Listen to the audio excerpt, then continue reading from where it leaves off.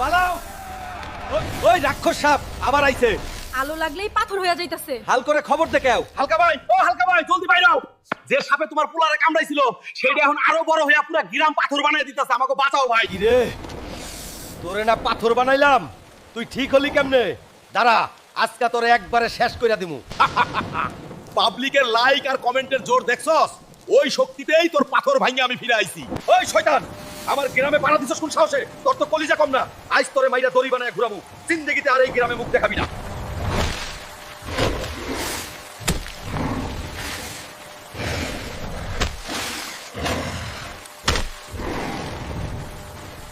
ওরে বাবারে, ছাইরা দে, আমি এখনই সব ঠিক করে দিতাছি।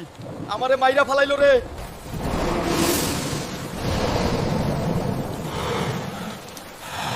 হালকা ভাই জিন্দাবাদ। সাপ পলাইছে। আব্বা,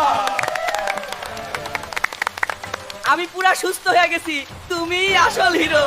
বন্ধুরা, ওই সাপ আর জীবনেও আসবো না। ভিডিওটা ভালো লাগলে জলদি সাবস্ক্রাইব করে দাও।